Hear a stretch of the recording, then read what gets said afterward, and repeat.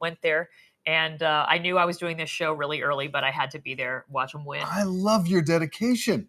It was not fun. Cheers. I'm a Red Sox fan, but hey, I admire your along. dedication late night. Red Sox, Yankees, we'll talk about it later. Game 3 tonight. So she's going to be sleep deprived tomorrow, Allison. All right, let's talk about something that is affecting everyone in the country, and that is that it's day 2 of the federal government shutdown. This has not happened since 2019 in the first Trump administration. As of this hour, the Senate has rejected a pair of rival bills to fund the government, so we're at an impasse. Vice President J.D. Vance predicting that this will be over soon, but Democrats and even other Republicans do not share his sentiment. But I actually don't think it's going to be that long of a shutdown. This is a pure guess from the Vice President of the United States, because I think you already saw some evidence that moderate Democrats are cracking a little bit. And Republicans have barreled us into a shutdown because they refuse to protect Americans' health care. It's clear that the way out of this shutdown is to sit down and negotiate with Democrats to address the looming health care crisis that faces tens of millions of American families. Republicans, however, calling it the Schumer shutdown. The White House says mass federal layoffs, not furloughs, could begin in a matter of days for workers who were furloughed if this shutdown does not end. That hasn't happened before because furloughed workers have always been able to return to jobs in other shutdowns. Also, the administration pausing billions of dollars in approved funding to 16 states, many led by Democrats.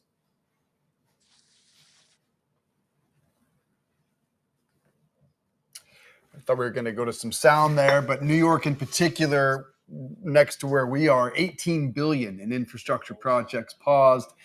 This one feels different, guys. I don't know how you feel about it, but to me, it looks different. It sounds different. It feels different than prior shutdowns. It feels like this one's going to last. Like both sides are pretty dug in. And, I always point to the betting markets. So you're on Polymarket? Kalshi.com. They are the betting market website of choice for me. 11 and a half days. That is not what Kalshi thinks. That's what the American people who use the betting markets think. 11 and a half days. And I think that is spot on. I think it could go longer, but more than 5 days, 88% say that is the likelihood. Allison, what do you think?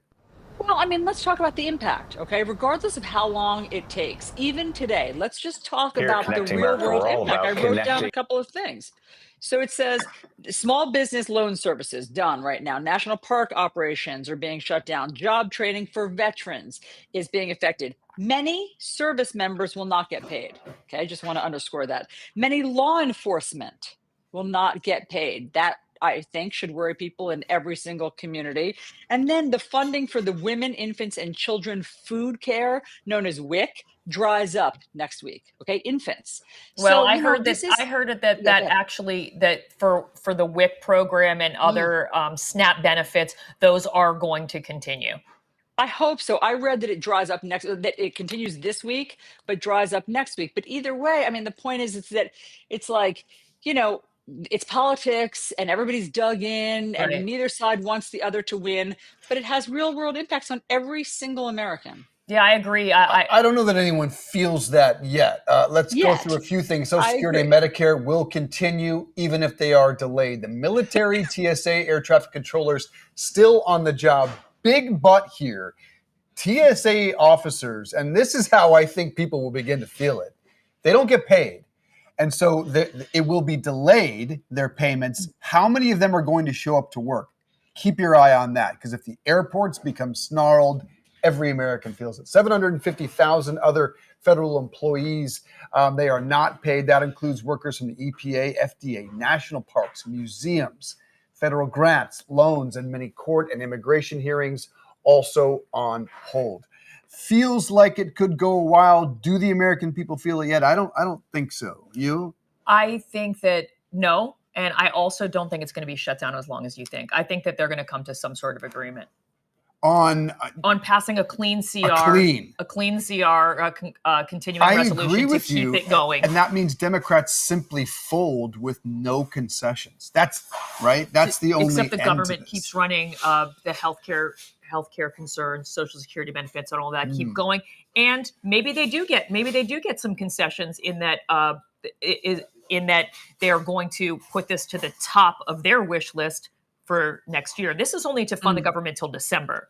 Next year is a whole other ball of wax. The difference here is I think Donald Trump and J.D. Vance and Republican leaders in the House and Senate like the optics here. I genuinely think they are winning the messaging battle, and I think they like the optics here that they can basically finish the job that Elon Musk did not with Doge. Yeah. In terms of being able to make those cuts permanent. Exactly. And that's not even just that's not just optics. That's the real world impact, that they don't mind cutting more out of the government. And so, guys, one of the questions is which side will get blamed? Right. So will this fall on the Democrats who are dug in or the Republicans who are dug in? There's this new PBS NewsHour NPR Marist poll that shows that Americans are split, not surprisingly, on who to blame for this government shutdown. So joining us now is PBS NewsHour congressional producer Kylie Madura in D.C. to talk about the poll and the latest on what's happening on Capitol Hill. So break down the poll numbers for us. What are you seeing? Yeah, so the big top line that really stands out as we look at these numbers is 38%. That is the proportion of the respondents to our poll who said that Republicans would be at fault for this shutdown. Next up, both sides to blame here. Democrats coming in at 27%. I will say we spoke with one of the individuals who took this poll, and they put it pretty bluntly. They all look like idiots. When you look at how Democrats and Republicans were responding, very tribal response. Democrats blaming Republicans, Republicans blaming Democrats. But it got a little bit more interesting when you dug a little further into those responses. Independents saying far and away they blame Republicans, then both. Democrats coming in just under 20%, so far below the other two in the minds of independents. Okay, so Republicans have reiterated something that I just want to clear up is blatantly not true. They are saying Democrats want to get health care for illegal immigrants. That is illegal. There is no allowing for that in our country, not Medicare, not Medicaid. It simply cannot happen. So take that off the table. What are the two issues that the sides are dug in on?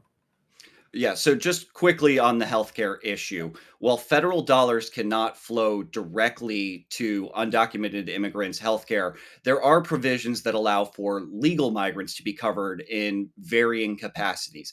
The other element here that is really key to the Republican argument on this front is they say, well, Democratic states have somewhat gamed the system. This is a tax known as the provider tax. It hits hospitals. Essentially, they get back every dollar and more that they get paid in taxes, and that those funds then allow those states, we're thinking states like New York, California, to go ahead and fund some minimal coverage of undocumented immigrants, certainly not the Cadillac plans that the president has spelled out. And essentially here, Democrats are looking to relitigate fights they've lost where Republicans were able to get their agenda through. They have control of the House, they have control of the Senate, but in the Senate, you frequently need 60 votes. There are times when it's just 50. And so Republicans were able to push through many of the president's signature victories at that 50 vote standard. So Democrats are looking to reverse changes that are supposed to be coming to Medicaid, work requirements, basically putting more roadblocks in the way of people getting care under Medicaid. They're also looking to extend Affordable Care Act subsidies that are due to expire at the end of the year. And while those won't expire until the end of the year, notices are going out now. People are figuring out what they're supposed to be paying now, and that's going to be based on those subsidies expiring. Republicans have been saying that, look, we can go ahead and negotiate this later. In the meantime, we need to fund the government. Democrats say you guys weren't negotiating ahead of time. Right. And so, part of it, independents seem to blame both sides equally. When the Democrats were in charge, they talked about not holding up the continuing resolution because of policy issues. Now the Republicans have the majority, and they're saying that they don't want to hold it up because of policy issues. But how close are they to getting some sort of resolution or agreement for future concessions as it relates to healthcare, but just getting this now to keep the government continuing to run? We're starting to see conversations bubble up more from the rank and file than at the leadership level. Those conversations are largely surrounding the ACA subsidies that are due to expire. There are going to be discussions about how to potentially phase them out in the future, how far to extend them, etc. But ultimately, rank and file would have to get on board. There was a huddle on the Senate floor, rather, yesterday.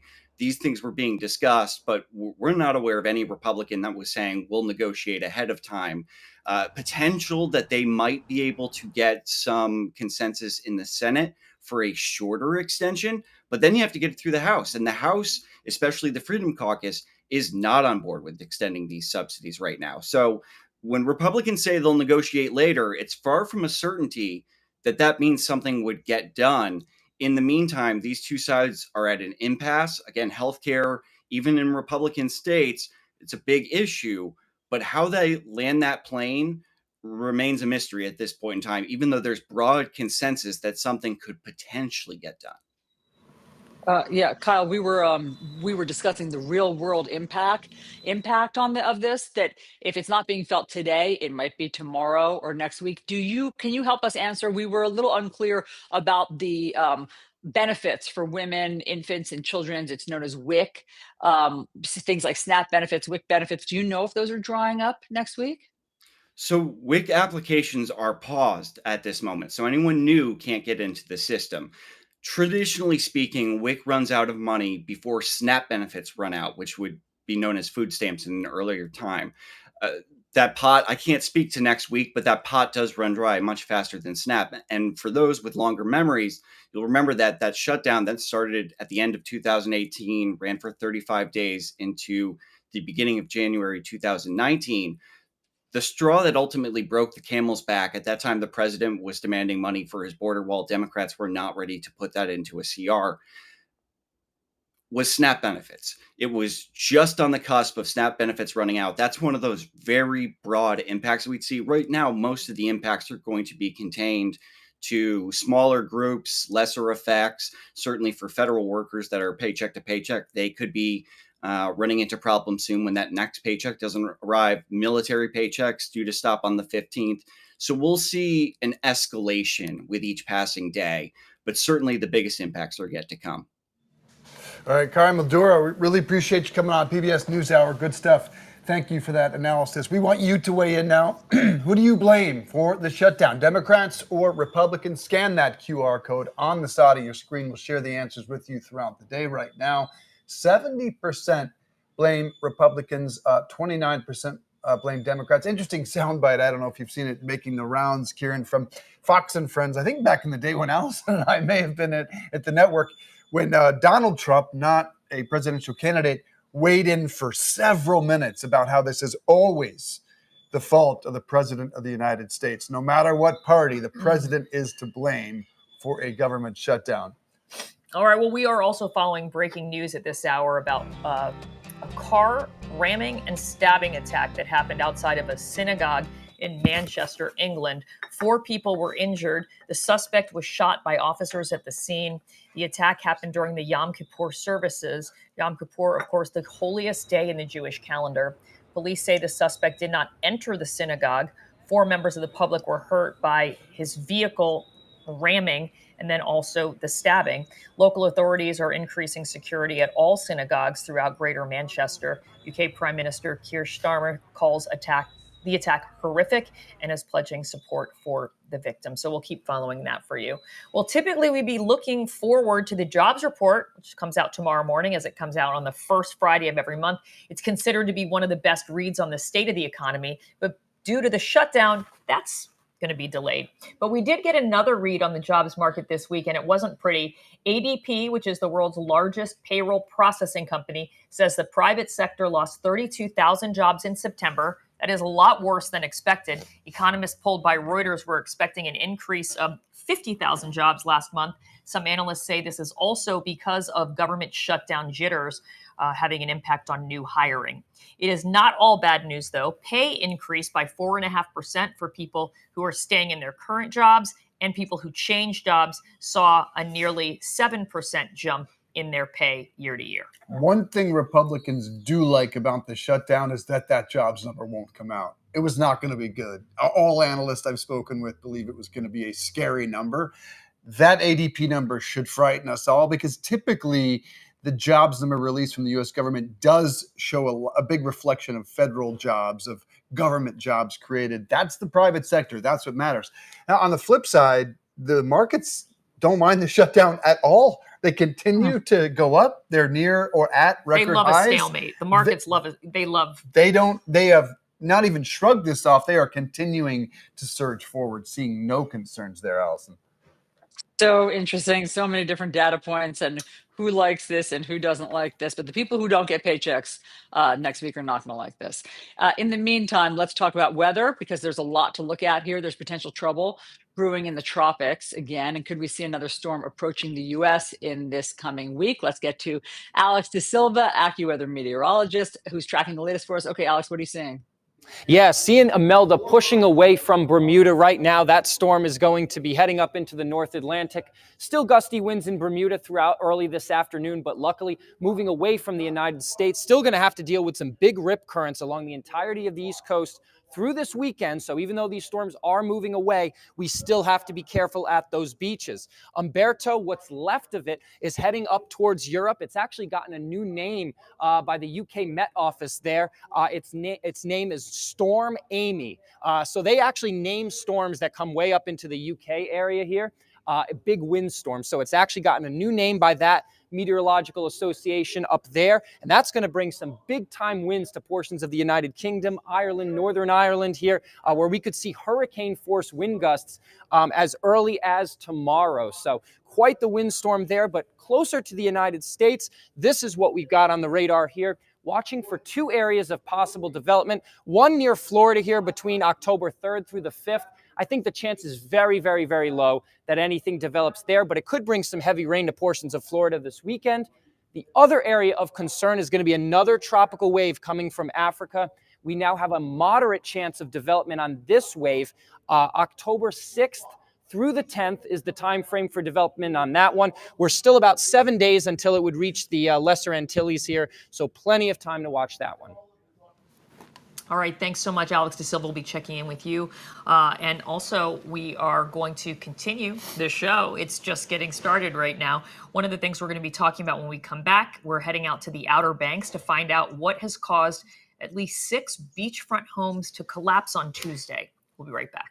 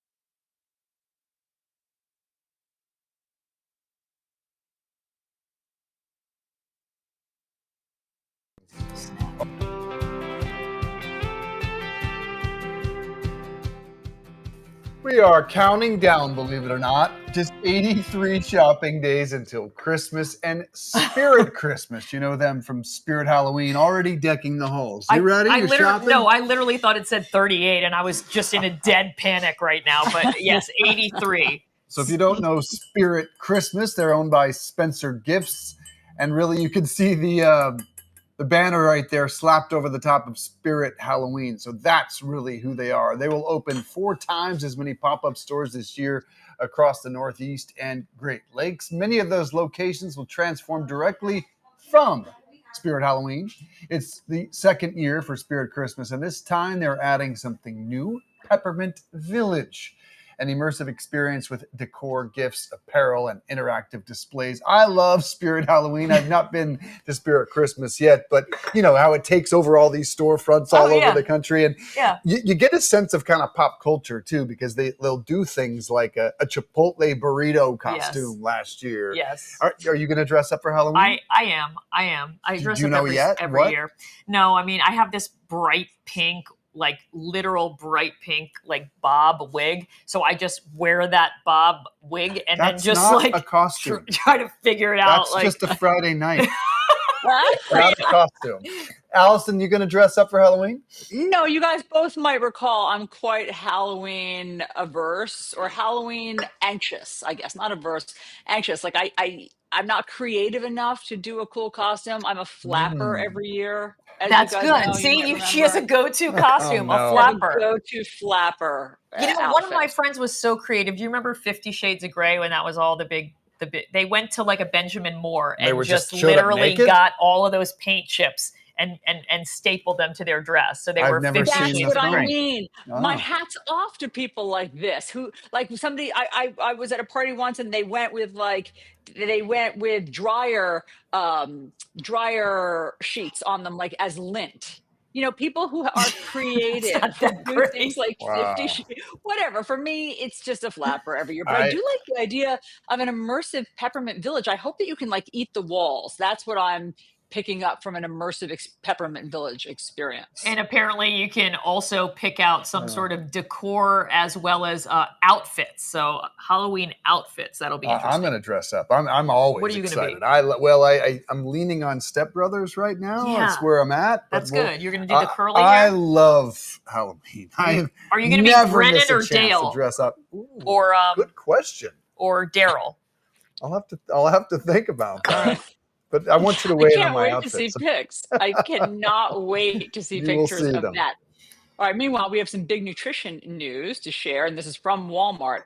The department store says that it is eliminating synthetic food dyes from its private label brands. So those brands include Better Goods, Great Value, and Market Side.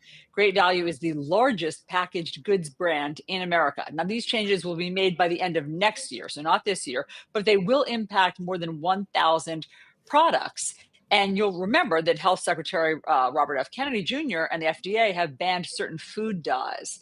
Now, they've also been pushing food companies to phase out all artificial colors, though Walmart says they began this process 3 years ago before the current administration. Many huge food companies like PepsiCo, Kraft, Heinz, and General Mills are doing the same thing. This will be very, I think, good news for parents. I mean, this seems long overdue, guys. Yes, I agree. There's been correlations with certain food dyes and hyperactivity in children, among other things. I still remember at parties people saying, "Don't give Kieran a red popsicle." So I don't know. I think there may be more to that story. But what were said red popsicles? But I remember Allison back in the day. You were the first one that told me about what PBDs, the BPHs in bottles. Yes. And I mean, Allison was on this, like decades ago. I was. There are dangerous, forever chemicals in plastics, in hairspray, which Kieran and I relied on heavily when we were at Fox. I think that this is good. I think that the more we can get back to basics in terms of our nutrition, our kids' nutrition, our household products would be great. And I assume it will be healthful. I agree. And I would love to applaud RFK and the things he's doing if he didn't go completely off the rails with Tylenol and things of these nature. Oh, so I thought we were going to have an actual agreement stick to for things. a second. No, I do agree with the dyes, and then but the veer off. Well, yes, this matters. You can't be telling pregnant women not to take something that they've been taking for decades, and what every pediatrician in the country says, or every doctor in the country essentially says is safe. So, yes, I do agree.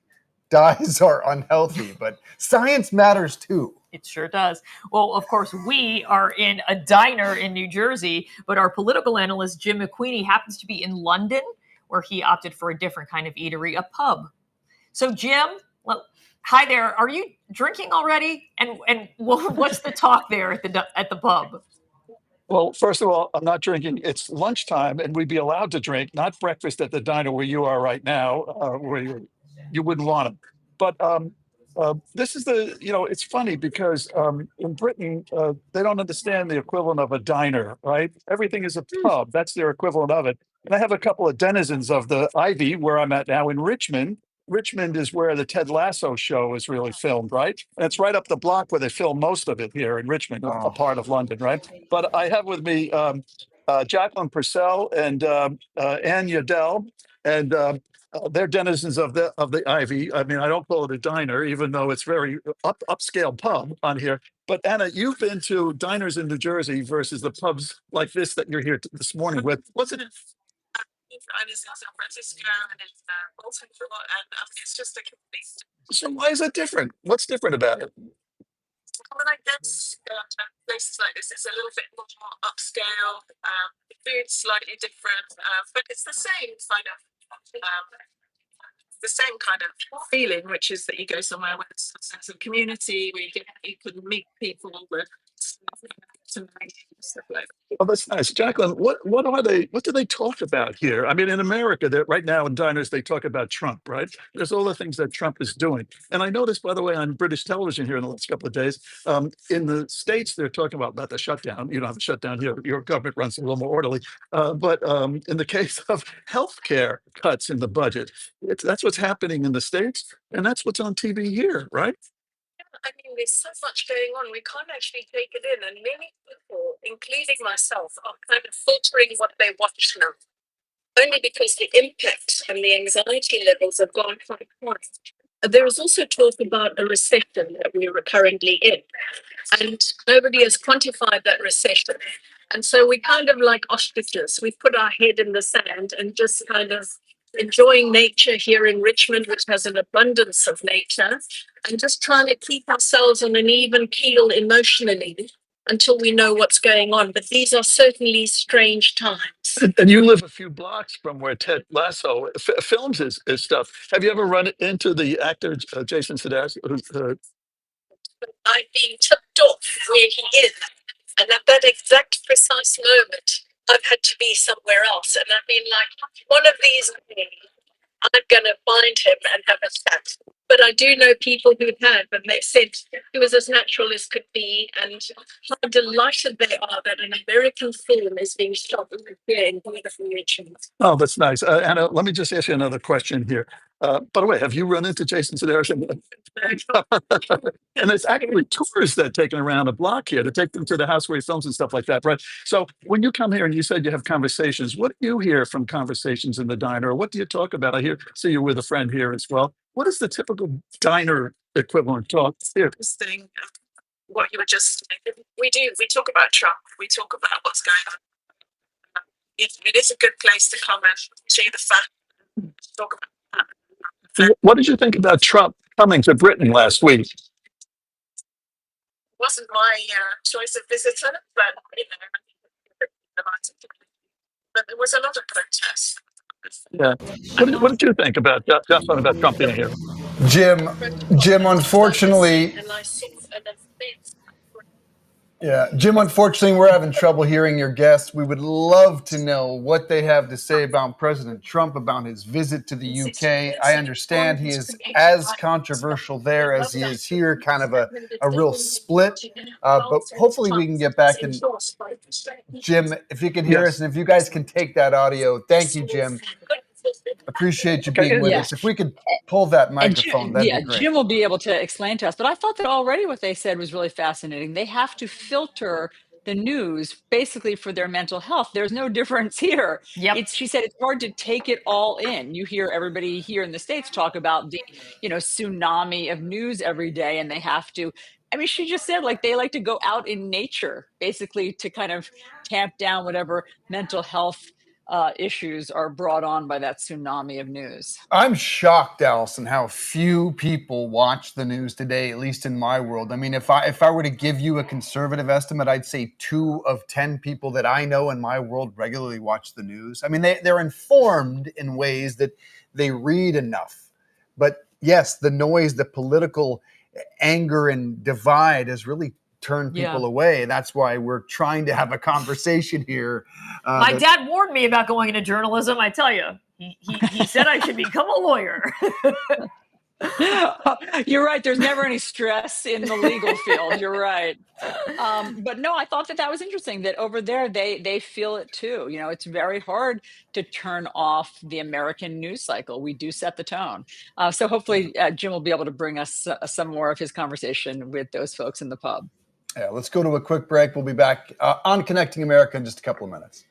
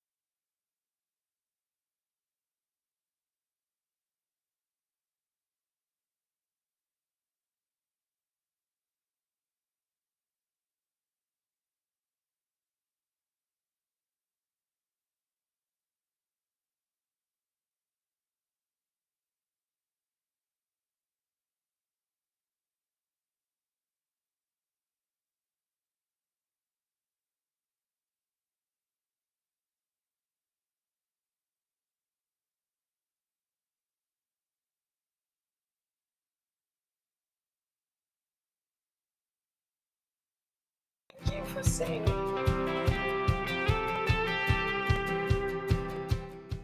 Welcome back, everyone, to Connecting America.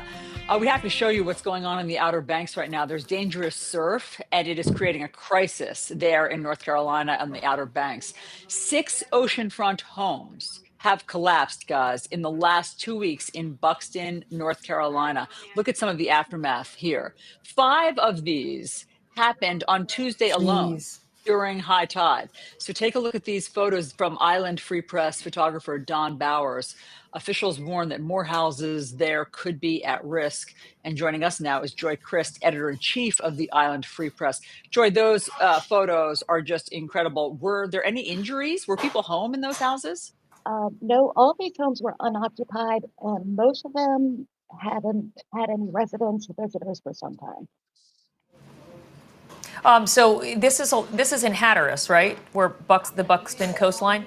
Correct. Yep. All right. And were they uninhabited at the time because they're vacation rentals or what was going on? All of these are weekly vacation homes, but some of them had already been tagged by the county just for being unsafe. So they had septic systems exposed. Electric didn't work. So yes, they were. This is not all that uncommon, though. This is the 18th home, I understand, that has collapsed since 2020. How much of that coastline is in serious risk? Actually, it's up to 19. We had another one last night. Rodanthe and Buxton are the main areas. Buxton's going to be getting beach reef nourishment, which will help the shoreline, but it has become an escalating problem. 30 years ago, we didn't see this, and it just keeps being more and more every year. Yeah, Joy, if you could move closer to your mic or hold the mic. Oh my goodness, look at that video. If you could move the mic closer to you, then we can hear you a little bit better. So why is it escalating? Mainly because erosion has been accelerating so much in both of these areas. More storms every year, a lot more nor'easters. So not just hurricane season, we get nor'easters in the winter, summer storm, and every time that we get that northeast wind and the shoreline starts eroding, it just makes the beach more narrow. Yeah, we're talking about the piles and piles of debris on the beaches, making it very hard for the cleanup process as well. And how far can all that debris travel? With one home collapse, it can go about 10 miles. But right now, we're talking about 7 home collapses. And unfortunately, we can't start cleaning right away because the swell event is still ongoing. So I would guess at least 10 miles, maybe 20 miles up the beach, you'll start seeing house pieces, drywall, lumber. It's definitely going to be a mess. Our thoughts and prayers with all of you out there. Joy Christ of the Island Free Press. Thanks so much for being with us. Erosion, just such a major problem out there. And, you know, it's similar to so many areas in this country, southern Florida, New Orleans, where these areas continue to be at greater and greater risk as climate change continues to worsen.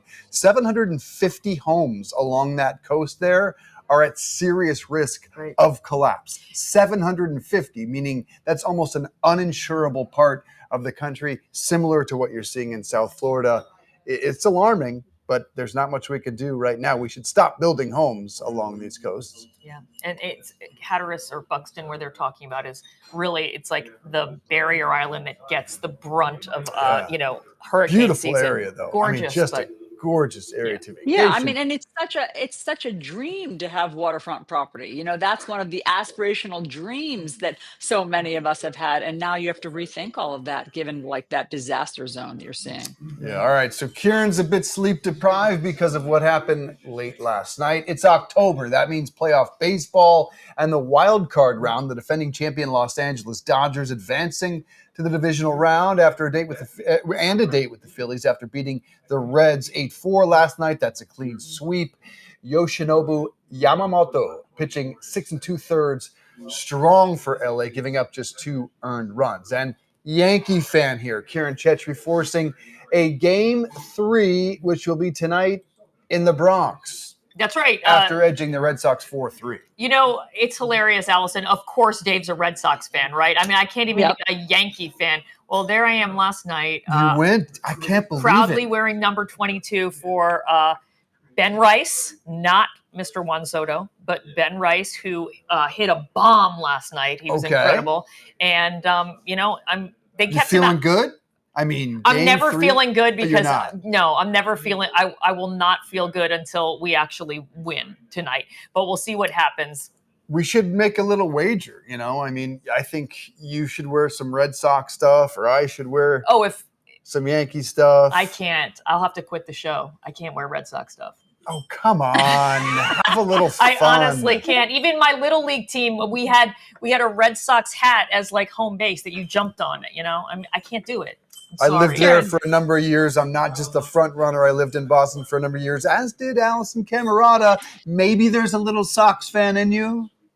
Absolutely. No, I love the Red Sox. I love their story. I love the whole backstory. I was there reporting when the curse was broken. That was so exciting. But I just wanted to tell Karen, when we were on Fox and Friends, I lost a bet with Dave Briggs and I had to wear a hot dog outfit. So I'll do I that. feel like you could wear. I'll do a hot dog I feel outfit. like Red Sox is not that much to ask. I just can't. She also wore a bacon suit. She was always a very good sport. Allison was into the preserved meat costumes. Hey, I mean, maybe you could do that. Maybe you could do the hot dog again for this Halloween. All right. For you folks out on the left coast, the San Diego Padres also forced a Game 3, shutting out the Cubs. 3-zip Manny Machado, 2-run blast in the 5th. All they needed. Cleveland Guardians crushing the Detroit Tigers 6-1, tying that series at 1. Guardians got 5th in the 8th. Winner take all Game 3 this afternoon in Cleveland. Baseball ratings up significantly this year. It's nice to see some excitement. I don't know what they've done to create it, but maybe it's just the cities involved. Big Red Sox teams. Yankees is obviously a godsend for the game. Also, some NBA stories to tell you about. LeBron James in his 23rd season. Speculation it could be his final. He's on an expiring contract with the Lakers. He turns 41 in December. Has not speculated about his future except to say he will not wait on his other son, Bryce, to make it to the NBA. Bryce will be a freshman at Arizona. Bronny, of course, in his second season with the Lakers. Not sure if he'll start with the NBA team or the G League team. I do see him much improved, but I don't think LeBron calls it a career yet. I think at 41, he's still arguably top 10 or 15 players in the game. I think he will leave LA and go seek a ring. My Denver Nuggets, I think, could really use one season of LeBron. I'll tell you what, I mean, the Gen Xers are going strong, right? We have quarterbacks that are in their 40s still playing, right? No question, man. Yeah, I mean, we're built tough. Up next, we're going to meet the man who wants to make 10,000 friends, and we're going to help him get one step closer. Connecting America will be right back.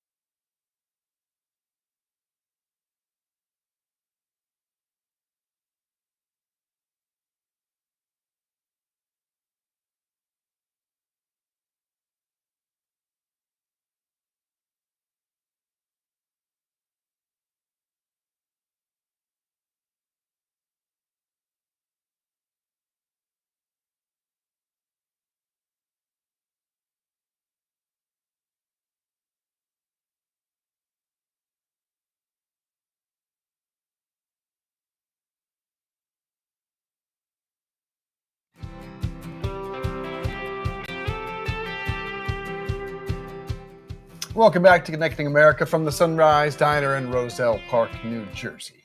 One of the world's most revered conservationists, Jane Goodall, has died at the age of 91. Jane Goodall started her work in 1960 in Tanzania. She got very close to chimpanzees, documenting their every move, all of their behaviors. Her 1965 National Geographic article, as well as some books, made her a household name and also opened the door for women in science. She proved a lot of things, including that humans are not the only tool-using species. She observed chimpanzees being able to use sticks, that they sharpen themselves to get ants out of little crevices, as well as a lot of other things. She really challenged the scientific convention about that. And her honors include the Presidential Medal of Freedom and the Nobel Peace Prize. The other crazy thing, at 91, she was continuing to fly around lecturing. She was on a speaking tour. And, those close to her say she doesn't bring notes. She just comes out there and she just talks for 2 hours, answers questions, talks to students. I really listened amazing. to one this morning on my way here, and it was just remarkable, even at her age, that she brought vigor and just such an interesting human and her legacy. Wow. But she used to start a lot of these talks with like a chimpanzee language. Yes. And it was just, it was remarkable. Oh, God bless her. She had a good, long life. She did change the way we thought of chimps. I mean, we, after her, saw them as much more like us than we had before. That's right. Okay, so let's talk about Friends, because while Dave and I were away on Wednesday, our fellow anchor, Jim Rosenfield, along with Mark Bonamo, made a new friend. So let's watch this. Here at Connecting America, we're all about connecting with people. That's part of our mission. What happens when you make it your mission to meet actually 10,000 people just to connect? Our guest, Rob Wallace, is doing just that. He's here to connect with Mark and me right now. Thanks for being here, Rob. Thanks for making the trip from Philadelphia. We appreciate that. How did you get this idea, and where and when did it start? So I'm a Penn State grad, and I was super involved when I was a student. And I realized in school that the connections I was making were driving more of my fulfillment than what I was learning in the classroom. And I studied finance, went into consulting for Deloitte. And suddenly you get into the real world, and I feel like no one knows how to make friends anymore as an adult because it's all agenda driven. We don't have genuine connection. So I thought if one interaction can totally change your life, which has happened for me many times, what happens if you introduce yourself to 10,000 different people? What does that do for you? And so there's no end goal with the project. It's really what happens when you do this input 10,000 times, and what does that naturally unfold into? So a lot of it is driven by my curiosity of just what happens when you meet people. And what I've seen over the last 10 years, it's a lot of really cool things happen. And we're seeing your Instagram posts here. You post when you meet 10,000, some of these 10,000 people. It's not just a short meeting. You make it a goal to spend some time with each and every person. That's right. So I spend 1 hour one-on-one with every single person. And to date, I've met 7,200 people. Wow. Now that goal of 10,000 people, that's a lot of people. Where are you connecting with these people? Traveled America, traveled the world? Sure. So I started the project in Philly.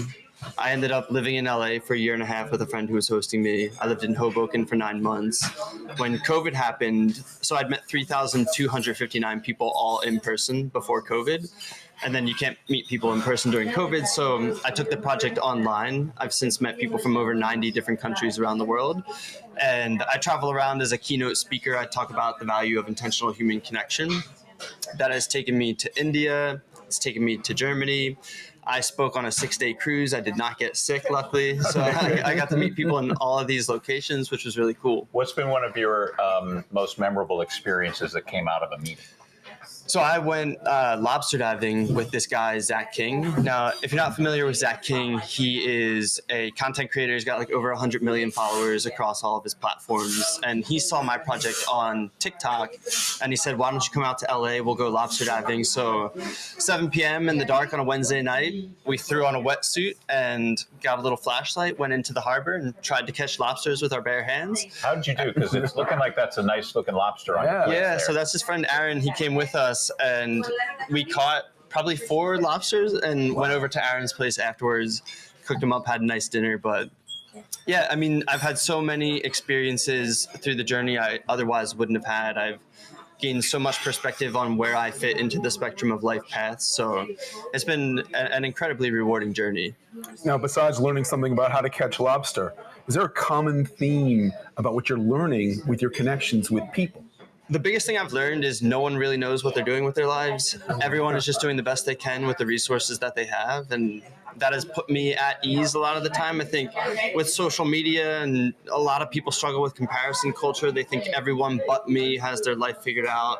Everyone but me knows what they want to do in their career. And I've just realized it's no one, including you, knows what they're doing. So I used to think of confidence as people that don't have insecurities. And now I think of confidence as people who just walk alongside their insecurities. Are you staying in touch with some of these 7,000 plus that you've met so far? Or, is it that hour-long experience and then you move on to the next one? I just see it as opening the door. And so while I do move on to the next one, I do keep in touch with a lot of the people from the past. So, for example, I had a cocktail party for 15 people in my apartment in Philadelphia who were all part of my project. I was on Kelly Clarkson's talk show in 2019, and the entire audience was filled with people that I had met through my journey. So they all got to come together and meet each other. And I've connected other people from my journey with each other when it's beneficial for them. So 2 girls in the Netherlands who are American expats one was struggling to make friends. I introduced the 2 of them. They became friends. We want you to meet Trish, our favorite server. Hey, Trish, how's it going? I think I've seen you on TikTok, dude. No way. I'm pretty sure I saw you just meet people and go hang out with them, right? That's what I do, yeah. I've seen it. It's my husband and I were watching. If you spend an hour with Trish, Rob, we guarantee it's going to be memorable, and you're going to learn a lot of new things, because every time Trish sits down at the table with us, we learn something new and interesting. Yeah, well, I already learned she has one headband for every day of October. They're starting mild, just very mild. Yeah. But yeah, it gets more crazy up until I dress like an actual 50s waitress on Halloween. Rob, how do people find you? And if they want to try to make a connection with you through this mission, sure. Where do they go? So they can follow me. I'm on Instagram at Rob's 10K Friends, and that's where I share every story of the people that I've met. And if they want to meet with me, just shoot me a DM and we'll find time. Where's your next stop? Do you have any plans? Well, I'm speaking in Vegas on Monday, Dallas on Tuesday, New York on Wednesday. All right, Rob Wallace, thanks for being here. Yeah. Nice to connect with you and everybody here. Nice to meet you, Rob. Too. Yeah, thank you. And now check out this, guys. I believe they took a picture together that Jim and Rob are now friends. So I don't know if that's 10,001, but I think he's just helping Rob get to that 10,000 number. Have you guys ever tried to calculate how many friends and acquaintances you have? I like, my dad always said to me, and I don't have a lot of like dad lessons, but he said at the end of the day, just make sure you have 5 good friends. And that honestly to me has stuck with me for life. I've never been one that has thousands of friends like that guy, but I love what he's doing. I wish more people did that. Just having conversations with people would make the world a better place. But I didn't answer. Do you have millions of friends? I agree with you about just having like a small trusted circle.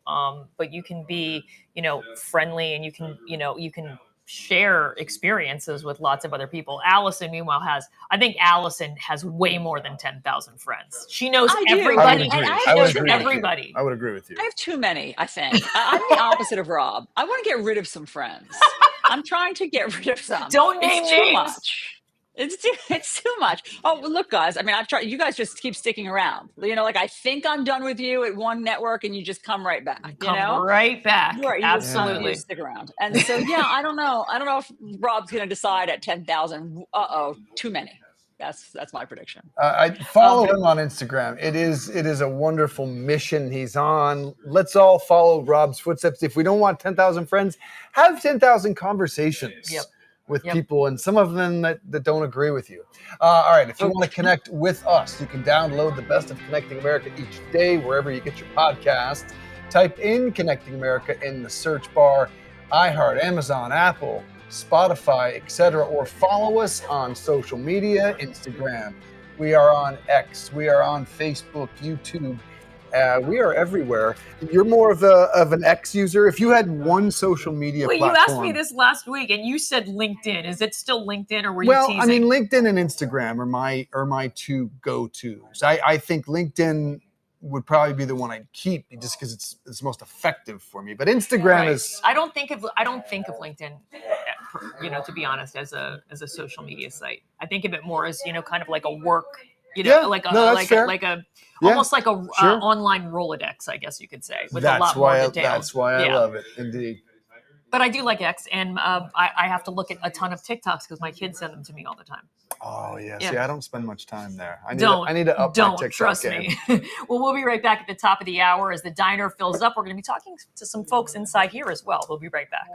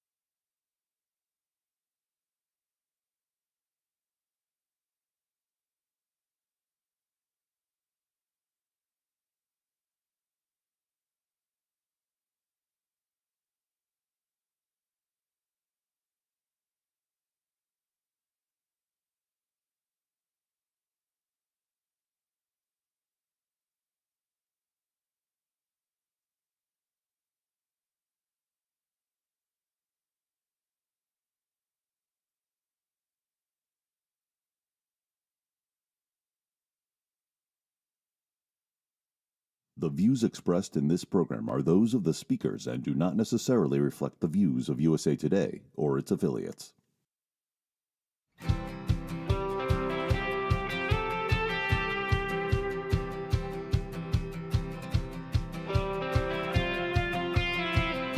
Good morning, everyone, and welcome to Connecting America on the USA Today streaming channels. I'm Dave Briggs alongside Karen Chetry at the Sunrise Diner in Roselle Park, New Jersey. Allison Camerata joining us from her global home quarters. Jim is off today. Good morning to both of you. How are we all doing, Allison? Doing well, absolutely. I mean, I'm a little groggy today. I took an allergy pill, so things are about to get very interesting on the show. Ooh, I like to see. Karen's a little sleep deprived. She was up rooting for her Yankees, who survived Game 3 tonight. Are you going tonight? No, I can't go tonight because we have an early morning show again tomorrow. And tonight, because the Dodgers won, the Yankees and Red Sox are going to be on at 8 p.m. Eastern. Yesterday, Karen, they were on at 6 p.m. Eastern. You need to be a real fan. You need to go. All right. I mean, I really want to go, but I'm afraid that I will. Dave, she's trying to be responsible. Please, I don't encourage responsibility. He doesn't. He's bad. I know. He's bad. I know. I took a sleeping pill last night, And I slept better than I have in my entire life. I woke up, I had no idea where I was. Listen to this real quick. I was playing videos on Instagram, and my wife goes, "Did you forget that I'm here?" I did. So wait, you were playing I was playing them with the until you volume fell up. asleep. Yeah. No, this morning at 4:30 in the morning, with the volume up. Wow. As I Sorry, said, Dave's a little bad story there. influence. So I think that He he's is. proving our point. Yeah, he's proving our point right now. All right, guys, let's get to the news right now. We have to bring everybody up to speed on what happened because 2 people are reported dead in this car ramming and stabbing attack. This is outside of a synagogue in Manchester, England. 3 other people were injured. The suspect was shot by officers at the scene, but it's not clear yet if he was killed. A bomb squad was called to the scene. Now, this attack is significant for many reasons, primarily because it happened during Yom Kippur services. That's the holiest day in the Jewish calendar. Police say the suspect did not enter the synagogue, but rammed people and stabbed them outside. Local authorities are increasing security at all synagogues throughout Greater Manchester. UK Prime Minister Keir Starmer calls the attack horrific and pledges support for victims. All right, day 2 of the federal government shutdown. It's the first since 2019, and hours into the shutdown, the Senate rejected a pair of rival bills to fund the government. Republicans calling it the Schumer shutdown. Democrats say President Trump is holding the government hostage to force health care cuts that will impact millions of Americans. The White House says mass federal layoffs could begin in a matter of days for workers who were furloughed if this shutdown doesn't end. That hasn't happened before because furloughed workers have always been able to return to jobs in other shutdowns. Also, the administration pausing billions of dollars in approved funding to 16 states, many led by Democrats. There is $18 billion in infrastructure projects in the New York area that have been put on hold. He is really the president targeting Democratic areas for those cuts, which we have not seen this before. The president seems pretty comfortable that they're going to win the messaging battle. Quite frankly, I agree with him. I think they are winning the messaging battle, and I don't think this will hurt them. I think this may hurt the American people. Just my thought. What do you see? I think, I think that this shutdown, the last one in 2019 went, over a month. I think this is going to be shorter. I think it's going to be shorter. I think that cooler heads will prevail. I hope so. But doesn't that mean Democrats sign a clean CR? Yes. Yeah. They only need to bring over what they need to bring over about 6 more senators. And they'll just have egg on their face if they get no gains, no concessions, which is what I would predict. Yeah. I don't know about you guys. Well, at the moment, it seems as though polls suggest that people are blaming Republicans for this. That could change, but that was what the latest polls that I saw were. But let's talk about the impact, okay, on all of us. Please. So for now, Social Security and Medicare will continue, okay? Those payments will go out, but they could be delayed, which definitely impacts people who wait for those checks. The military, TSA, air traffic controllers are still on the job, thank goodness. But 750,000 other federal employees are not. And that includes workers from the EPA, the FDA, the national parks, museums. Federal grants, loans, and many court and immigration hearings are on hold. So, it becomes a log jam quickly, guys. Yeah, absolutely. And for the very latest on this, we're going to go to our political reporter in D.C., Annie Anderson. Thanks for being with us this morning. Have there been any new developments overnight? What are you hearing? So you kind of mentioned a lot of the developments that happened overnight. There was another vote that failed. We saw 3 people who caucused with the Democrats vote to pass the CR. So we saw Catherine Cortez Masto from Nevada, Senator John Fetterman from Pennsylvania, and also Senator Angus King. He's an independent from Maine, but he does caucus with the Democrats. So we saw them try to pass that clean CR. But the rest of the Democrats are hanging tough. They really want these healthcare subsidies that were passed during the Affordable Care Act, which was Obamacare, to be rolled over and continued into this new CR. They do not want to pass a clean CR. And that's really the sticking point. Now, as for today, nothing's going to happen. As you mentioned, it's Yom Kippur. So kind of the Capitol is shut down today. And so they'll be back on Friday for another vote. But if both sides hang tough, we might just see more votes where these 3 are who caucus with the Democrats, vote for the clean CR. but they need more Democrats to come over to pass this clean CR, or they're going to have to sit there and negotiate and try and figure something out.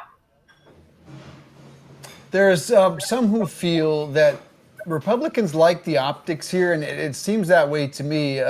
Is there a sense that they want to finish the job that Elon and Musk did not do with Doge because they feel there is too much bloating and waste in the federal government? I don't know that it's necessarily finishing the job for Doge, right? A lot of these, Virginia, for example, if we can go into the weeds, but Virginia is going to have a gubernatorial election in about a month.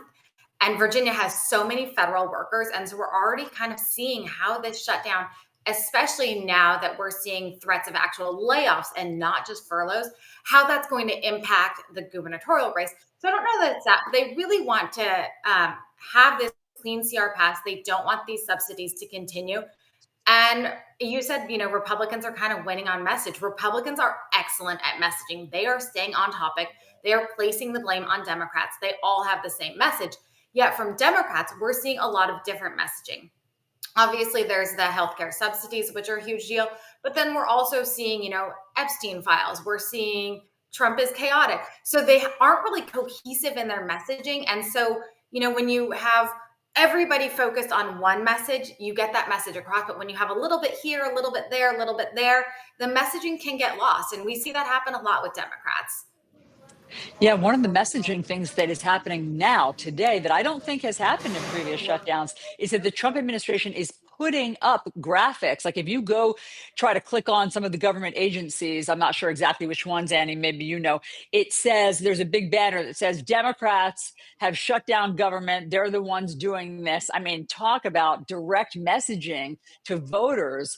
They are actually, Republicans are really trying to take the narrative here, regardless of what Democrats are saying. But back to the substance of this, in terms of the healthcare subsidies, I've heard things like, if this were to go through, Democrats say that the cost for Obamacare for some people would double or triple. Can you put anything into context like that for us? Yeah, so those healthcare subsidies that if you buy your exchanges on, if you buy your health insurance on the exchanges and you make under a certain amount of money under the terms of the Affordable Care Act, you got a subsidy. So you got a little bit extra. So you weren't paying that giant, $1,000 a month chunk. You were only paying maybe $200. Well, Democrats want to bring that back.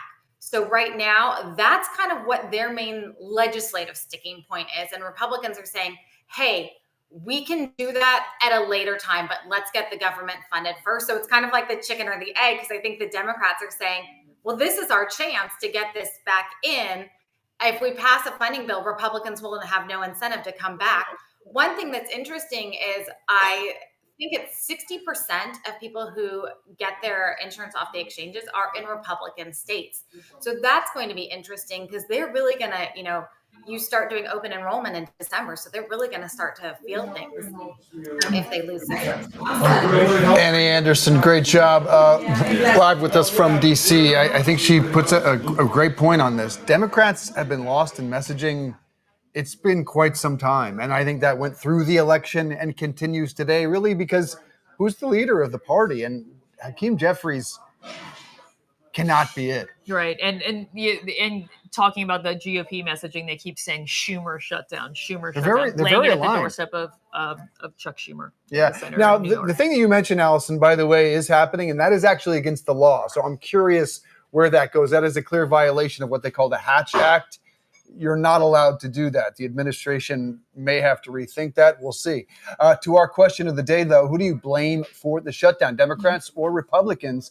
2/3 of you right now say Republicans. Of course, the president, the Senate and the House are in Republican control, but the Democrats have refused to sign a clean CR. But we see where you stand. Please scan that code and continue to vote. But another story still making headlines 2 days later. President Trump's suggestion of using U.S. cities as training grounds for the military. But I want to salute every service member who has helped us carry out this critical mission. It's really a very important mission. And I told Pete, we should use some of these dangerous cities as training grounds for our military, National Guard, but military. because we're going into Chicago very soon. In response, Illinois Governor J.B. Pritzker compared Trump's decision to something Vladimir Putin would do. Trump was speaking at a rare gathering of 800 generals and admirals on Tuesday at Quantico, summoned by Secretary of Defense Pete Hegseth. Yeah, so our next guest is Rex Hupke. He wrote an opinion piece in USA Today about the gathering with the headline, Trump Hegseth Show Their Small Men Acting Big in Front of Military Leaders. Rex, thanks so much for being here. It was a harsh headline and a harsh opinion piece about how you thought that they were basically just full of bravado in front of these military generals. Tell us what your position is. Well, pretty much that, I guess.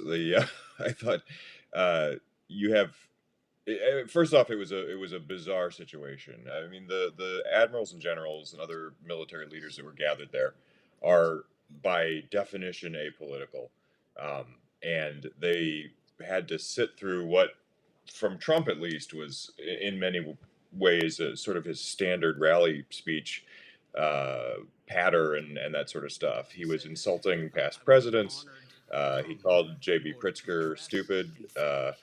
So he's criticizing a sitting governor. He's bragging about various things, calling America saying he's turned it into the hottest country in the world. And it was a very political speech, which, again, this isn't their role, and they aren't supposed to be in a position like that, which is why it created kind of an odd scenario for him, because he's used to people cheering and whatnot, and it was just totally quiet. The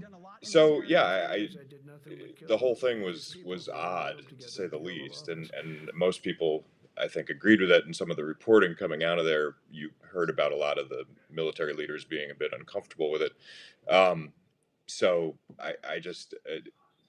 The point of it was not very clear, I don't think. I mean, they're spending millions to bring 800, I believe, military leaders in from all corners of the globe. Yeah. And it was so that Pete Hegseth could talk about the warrior ethos that he's promoting. He could call them fat, which he did at one point, which was odd, and Trump could kind of ramble on a bit about things. So it was a strange situation. It was especially strange given that it was on the eve of the government shutdown, and they're blowing money on this. So I hate to interrupt, but yes, indeed. And I spoke to some military officers not in the room after this meeting, and they said, at best, that could have been done in an email. But in terms of the things that were actually, what could come out of this? Like, what are the actual orders, and what could change as a result of this?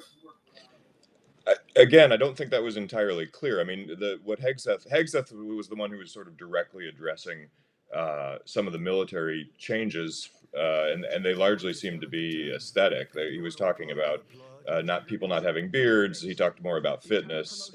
He talked about not worrying about rules of engagement in military combat, which is bizarre. The biggest takeaway, I think, from the whole thing was Trump, when he was talking, throwing out the idea of doing military training in U.S. cities, which, again, that's unheard of. It's should make a lot of people uncomfortable, and I think it does. And it's also strange because, once again, he's describing U.S. cities as if they are Fallujah or something like that. And I live in Chicago, one of the cities that is being targeted, and I don't know where, I don't know what he's describing, but it ain't here.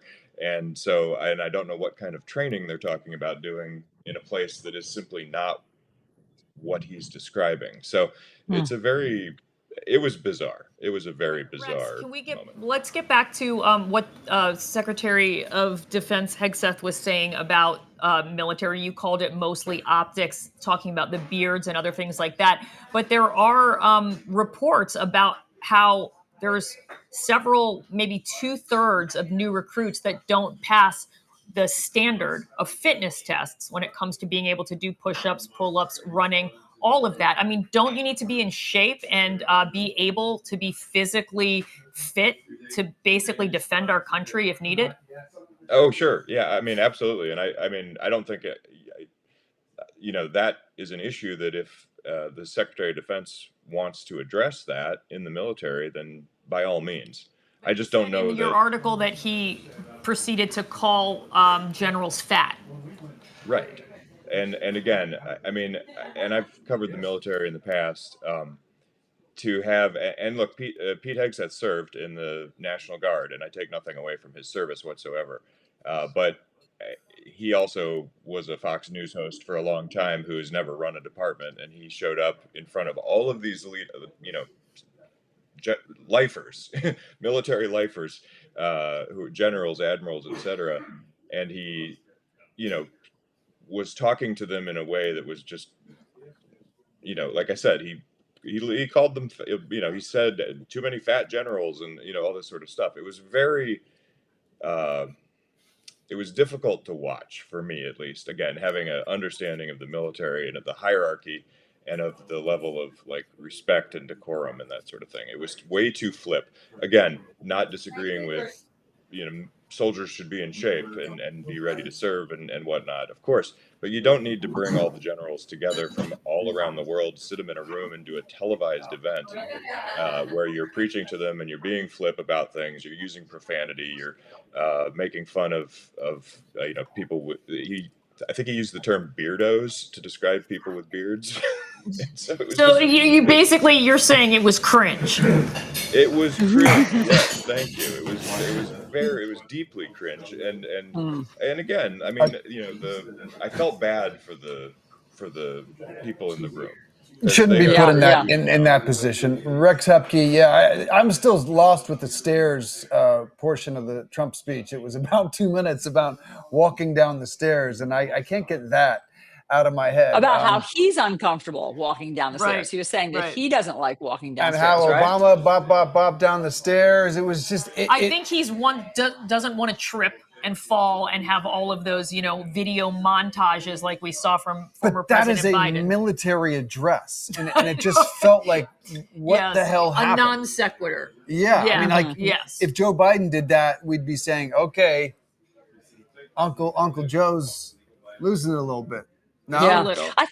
I also think that I take Rex's point. If we're shutting down the government over money, and the Trump administration is trying to trim the fat, and I don't mean overweight generals, I mean off the budget. Allison. Why fly them in from around the world? This could have been done on Zoom. This could have been done in an email. Well, we do know that the defense budget is sacrosanct, so that's not going to change. Yeah. Still, is that a good use of our defense budget? I don't. I mean, you're not going to hear us complain about, doing things via Zoom. I mean, we wouldn't have you with us right now. Exactly. We can't fly you into Roselle Park every day. You're right. Maybe. I mean, I'm sure that Secretary Hegseth and President Trump are watching right now. Guys, you can do this. We've got the technology, just so that you know. So. All right. After the break, a Republican analyst here to talk about the shutdown and the political implications of it for both parties. We'll be right back.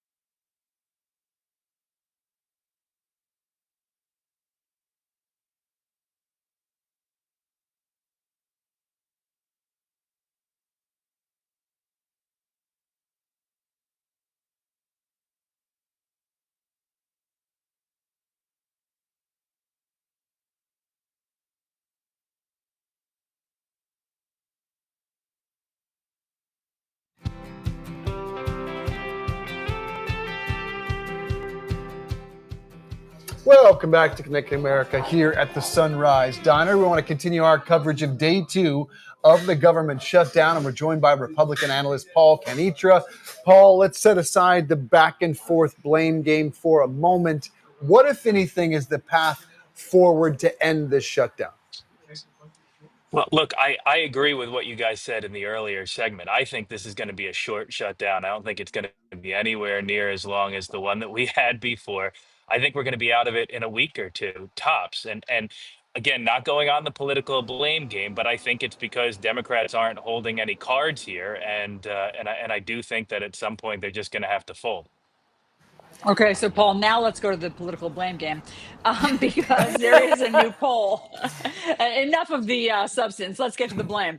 There's a poll, PBS Marist, and at the moment, people are holding Republicans responsible for this, 38%, Democrats, 27%, and a pox on both your houses at 31%. I don't know if that'll stick, but do you think Republicans are worried that they might shoulder the blame for this? No, because I bet you there's an intense correlation between that 38% and the people who don't like President Trump and the Republicans, no matter what they do, right? It is telling how much of the country blames it on both parties. I think that is the most important part. But look, if you dig deeper into the issue, we all know that Democrats, as a generic party right now, are at about 30% approval rating nationwide. And in an issue like this, a government shutdown, people are looking at generic Democrats. Most Americans don't know who Hakeem Jeffries is. That's just the reality of the situation. So they see Democrats out there in a generic position. They see Republicans in a generic position. It's not moving most people on the issues. People are going to vote for who they were already going to vote for in November. And Paul, from your GOP perspective here, the sticking point being healthcare. One side saying it's funding illegals, healthcare. Another side saying that's not the case at all. And the truth seems to lie a little bit in the middle. Right, and again, it's such a nuanced issue. I think it's hard for everybody to properly convey it. Republicans are leaning on the fact that you actually have to have regular check-ins to prove that you're an American citizen, to prove that you're working. Democrats are trying to use the catch-all term. They're cutting health care, and you're going to get victories on both sides of it, to be frank. But will you get concessions? Ultimately, what do you think happens to end this? Will Republicans give anything? And I almost want to ask the question to you guys, why would the Republicans give any concessions here? What's damaging to Republicans? How are they losing by this government shutdown? I would go so far as to say, even though Democrats like Sri Thanadar were saying we will cause a government shutdown if we need to over healthcare, I'd go so far as to say that Republicans on the national level are happy that this is happening. They're able to cut that $8 billion from Green New Deal funding that we talked about. They're moving forward with cutting more bloat in government employee positions. They're kind of right where they want to be. I just don't know what cards Democrats are bringing to the table. Maybe it's just as we've been talking to some experts earlier in the show about one of the things that broke the impasse in the past was the SNAP benefits and the WIC benefits for women, infant, children for food. That when it comes to taking food from children, that Americans start to get uncomfortable. So we're not there yet. It sounds like next week some of those will dry up, but that Republicans don't want to be seen in that light. That's very fair. That's a very fair thing. But again, it comes down to messaging, and are they going to be able to break through all the noise to be able to convey that properly and have it resonate with the majority of the population? I'm going to switch gears a little bit and talk about President Trump Tuesday talking about using American cities as, quote, training grounds for the military. He was speaking at that gathering that we just spoke of top generals and admirals. Sometimes Trump's, language is not very clear. How do you interpret that? Look, I think everybody on both sides of the equation knows that President Trump shoots from the hip on things. At the end of the day, though, this is a decision between do you want a stronger military and what do you believe a stronger military is, or do you not? We've got our adversaries out there like North Korea and Russia. They're not focusing on DEI initiatives. They're always focusing on being lockstep in their parades. They're focusing on projecting strength worldwide. I think there's been a turn, and it's obvious to everyone who's watching that that's what the U.S. wants to project.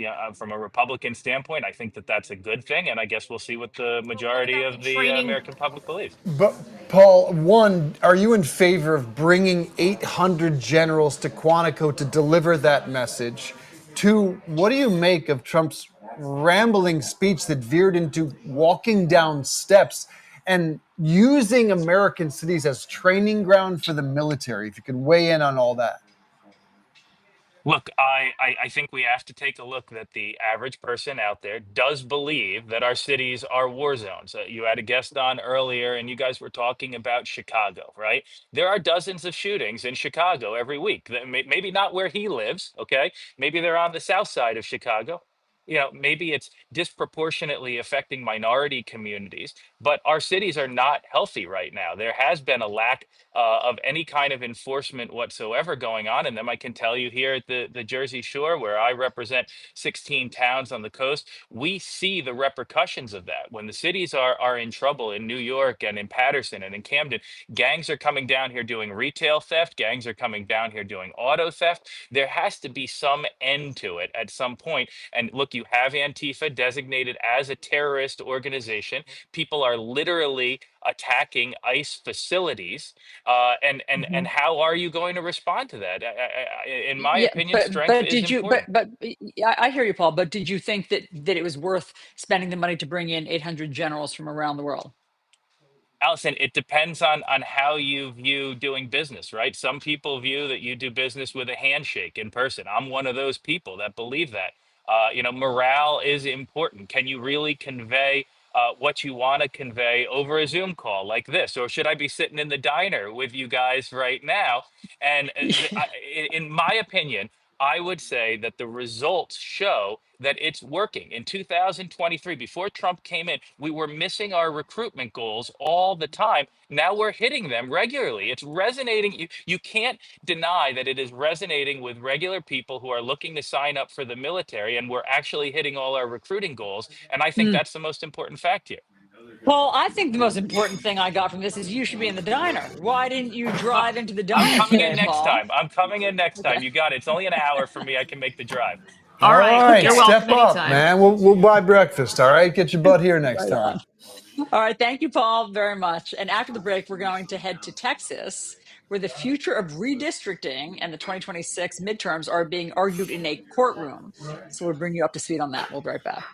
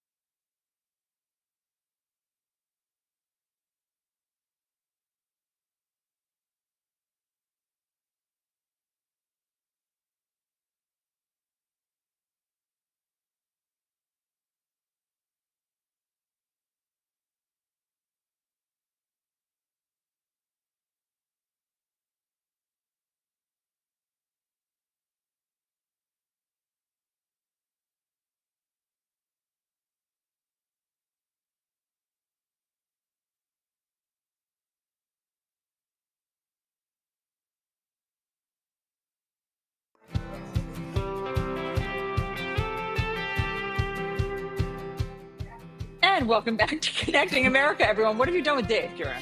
I think he's taking a short break. He'll be back. Well, we don't have time. We need to press on because all eyes, as you know, are on the government shutdown in Washington, D.C. But at the same time, a Texas court is hearing arguments in the congressional redistricting case that could reshape the balance of power in the 2026 midterms. So the El Paso Times says the lawsuit is challenging the 2021 and the 2025 redistricting efforts. No matter the outcome, the case will likely end up at the Supreme Court. It is that important. So the lawsuit happening right now alleges that Republicans are intentionally trying to weaken the power of Black and Latino voters in Texas. Republican lawmakers defend the maps as legal and necessary to reflect population growth. So let's bring in our guest. We have Ahmed Baba with us right now. Ahmed, great to see you. I really appreciate you joining us for this. Let's just start at the big picture, okay? Redistricting, gerrymandering has been around forever. Sometimes Democrats use it to their advantage, sometimes Republicans. What's different about this time? What's different about this time is that it's mid-decade, right? So usually these redistricting habits, these patterns, gerrymandering happens when the census comes every 10 years. But this time we have Donald Trump explicitly demanding Republican states give him more seats, right? He reached out to Texas Governor Greg Abbott. They're trying it in Ohio, Florida, other Republican states. It's effectively saying that he wants more seats, 5 specifically in Texas they're gunning for. And that's what's different here. It was like a demand for explicit partisan purposes. Now, of course, we'll get into the case here because the Supreme Court kind of ruled that partisan gerrymandering is fine, I guess. But that is what is different here. It's mid-decade redistricting, which is not legal. The legislature had to change the law and the rules effectively to allow these maps to move forward. Now, the Republican argument, Ahmed, is that they're, simply following population shifts. Texas, in particular, has seen a huge migration of people to its state. How does that really weigh in the defense? Well, I mean, they try to make this argument in North Carolina, and recently we saw in North Carolina, the judge actually ruled that it wasn't racial gerrymandering. And the reason why they want to make this distinction is because if it is ruled racial gerrymandering, that is explicitly illegal. But in 2019, the Supreme Court, they said basically that partisan gerrymandering is effectively legal as long as it's for partisan reasons. And Trump has pretty much given a lot of evidence that he's doing this specifically to boost his partisan position heading into 2026. But when it comes to the population shifts, the way that what the judges will analyze and the court, the way that the districts are carved, it's like they're playing Tetris. They're really trying to it's hard to argue that it's just population shifts. It looks like they're carving up demographics. And I guess they can look at the map is a total mess. Yeah. Both parties have abused gerrymandering, and now it looks like Gavin Newsom is going to fight back and could gain even more seats in California. I want to ask you quickly about the shutdown. We are on day 2. Do you like the Democrats' position right now and their messaging? It seems a bit muddled, to be kind. Yeah, I'm actually have a different stance than a lot of people on the way the messaging is happening. I think, of course, healthcare is an important issue, and the Obamacare subsidies are something that should be part of this messaging. But I think if they wanted a more cohesive one, the real intent of it is because they personally believe that Trump is doing authoritarian overreach. I think that there's a broader message here that they should be tying together. I think you can tie together the self-enrichment coming from Donald Trump and a lot of his allies. I think you can also talk about the fact that he is overreaching, ordering indictments of his political opponents, that he is unilaterally trying to impound funds, abusing power effectively, but then also at the same time, cutting Medicaid, cutting healthcare, and doing these other things. So I think there's a more cohesive, broader message here rather than just narrowly focusing on healthcare. It's a part of that message. But I think when you just focus on the healthcare, it kind of removes the urgency of it a little bit because those don't expire for a couple months. I think they could have went in with a broader, more cohesive message here that didn't try to bury their actual intent, which I think it's actually an anti-authoritarian one. But they released a poll tested message here. And that's kind of my critique on it. All right. We appreciate you weighing in on this, Ahmed. Thanks so much for joining us this morning. So in a time when our country often feels divided, a simple idea is bringing people back together, sharing a meal, at a very long table. It's the longest table. It started as a neighborhood block party in the neighborhood of Chelsea in New York City after the pandemic, and now it's gone national. This weekend, thousands will be sitting down together at long tables across the country. Who was the guy, Dave, that wanted to have 10,000 conversations? He could seat all of his new friends at this table. That would be something to see, wouldn't it? To tell us more about this, we're joined now by Maryam Bani Karim. Bani Karim, I hope I'm saying that right. The co-founder of The Longest Table. So Maryam, tell us about this. How long is this table? Did you ever imagine it would spread this far? Yeah, well, first of all, thank you so much for having me on this morning. I wish I was in the diner having pancakes with you. Coming out of COVID, we got to know our neighbors because we were all in place for much longer than usual. And I thought, why don't we know our neighbors on a more regular basis? And so we came together as neighbors. I actually made a post on my local next door and met 8 neighbors I didn't know. And with them, we organized the first longest table here in Chelsea. We rented tables and chairs, placed them down the block, and invited neighbors to a potluck. And honestly, the first year, I didn't know if it was going to work. We didn't know if it was going to work. 500 people showed up. The next year, we had over 700 people, and now we regularly get over 1,000 people. This Sunday, there's going to be 6 tables happening on the same day across America: New York, San Francisco, LA, Chicago, Winston-Salem, and Fort Bragg, California. But already this year, 50 have happened or will have happened by the end of the year across the country, and even in places like Paris. I'm just thinking logistically speaking, I mean, this is, if I have 8 people at my house, I'm nervous. How do you manage making that happen? Honestly, anybody can do it. It's a really simple idea. It's a potluck. So we bring the tables and chairs and invite people to come with friends and food. And so you don't actually have to cook, which is a miracle because I am not somebody who cooks. People bring the food to the table, and that's actually kind of the thing that's amazing. It's very grassroots. All people in the neighborhood are invited. It's very much about bringing all the different parts of the neighborhood together, from the police to the Chelsea Garden Club. And we all come together in open space where everyone is welcome. And really, if you're a church, you have tables and chairs, you don't have to rent them. If you're a school, which a university has done it, if you're the library in Brielle, New Jersey, you have tables and chairs. Otherwise, you find a way to rent tables and chairs, which is what we do here in Chelsea. Okay, is politics off the table as a conversation topic? Well, I think having listened to some of your segments, I think there are moments where we all just want to break. And so the table tends to be a place where people just want to know where you got that really great red velvet cake from. Yeah, I mean, Maryam, frankly, this is what we're doing in the Sunrise Diner and at Connecting America. We're trying, we don't vet the people behind us. We're just trying to listen in and have them weigh in on their conversations. There's something, what is it, I guess, about breaking bread with people that brings the temperature down and helps the community? I think in a moment where you're sharing food with somebody, it's really about your shared humanity, right? I mean, sitting at a table or a picnic or on the ground with somebody and sharing a meal, that's as old as time. And it really just brings down the temperature and reminds you that we're all just human. When I run into somebody at the diner or, at the bakery down the street, I now know them as a person. And so when we talk about things that might raise our temperature, I just remember that they're just a person like me. And it's okay that we don't agree, but we can be civil and care about where we live and lean in and do something about it. Well, I love that you're doing that, and we're gonna make sure that people can find out more information about the longest table. You are the co-founder, Maryam Bani Karim. Thank you so much for joining us today. All right, we're here at our longest table. Trish, always our friend here at the table at the Sunrise Diner.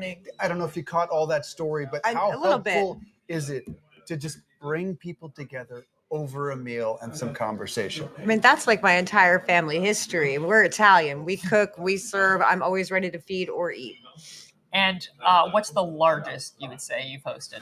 Well, I actually do private catering, so I host a lot of things in people's homes. So I've done parties for up to 90 people, but in my home, maybe 30. Wow. I mean, Thanksgiving. Go ahead. Sorry, but Trish, what do you notice at the diner? I mean, we our goal there is to have open conversations, not be judgmental. Have you noticed there being more heated debates, or at the Sunrise Diner are people pretty open to other people's opinions?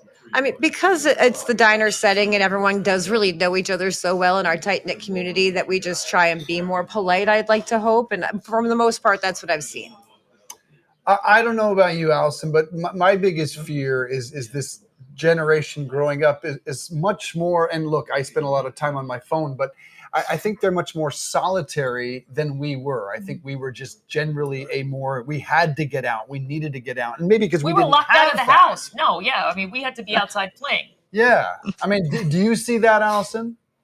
Oh yes, we were outdoor kids. Yes, we were. Like Trisha's cats. Yes, of course I see that, and I think that what I try to do is be very intentional about finding moments of community to put my kids in, so that they can make eye contact, so that they can make conversation, so they know which fork to use. And a restaurant and the longest table is a perfect opportunity for that. Trish, thank you for being here. Allison's daughter should be booked on this show because she went, I think, Allison, a month with no phone. Correct. Who? Yes. Ale or Chessa? Chessa was in the wilderness in Wyoming with no phone for 33 days. I wonder if we could book her. I mean, that might be a tough booking, but I would love to have a conversation. She's extraordinarily eloquent. She doesn't get any cell service, though, in Wyoming. Yes, you're not going to get her on the phone. Yeah, no. Exactly. All right. I'll work on it. Yeah, please do. When we come back, we're talking all about the biggest story on the planet in a couple of hours. Taylor Swift on the eve of her 12th studio album, The Life of a Showgirl. Can't wait to talk to our Taylor Swift reporter. We'll be back.